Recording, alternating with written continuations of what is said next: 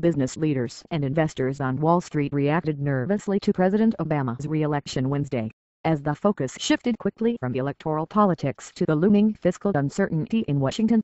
The gloomy economic outlook in Europe also prompted selling in markets worldwide. Stocks were sharply lower in afternoon trading in New York, with both the Standard & Poor's 500 stock index and the Dow Jones Industrial Average down 2.2%, as European shares sank and Asian stocks were mixed. While many executives on Wall Street and in other industries favored Mitt Romney, many had already factored in the likelihood of Mr. Obama winning a second term. Still, continued divided government in Washington and little prospect for compromise unnerved traders. The bottom line is that this looks like a status quo election, said Dean Maki, chief United States economist at Barclays. The problem with it is that it doesn't resolve some of the main sources of uncertainty that are hanging over the economy. Companies in some sectors, like hospitals and technology, could see a short-term pop, said Tobias Levkovich, chief United States equity strategist with Citi.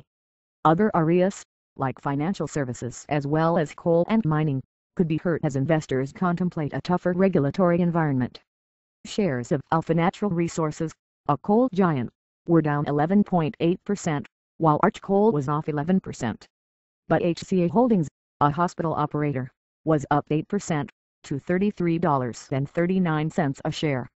As a result of Mr. Obama's victory, Goldman Sachs said it upgraded its rating on HCA to buy from neutral, and raised its price target to $39 from $31. It also raised price targets for Tenet Healthcare and Community Health Systems, although both are still rated neutral.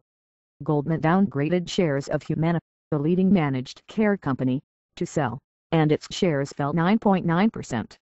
Goldman warned that Humana and other managed care providers could be hurt as healthcare reform moves forward, especially new rules for health insurers that become effective in 2014. Mr. Levkovich predicted that the market would remain volatile between now and January.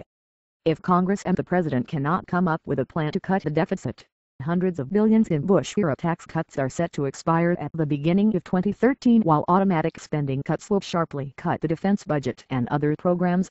Known as the fiscal cliff, this simultaneous combination of dramatic reductions in government spending and tax increases could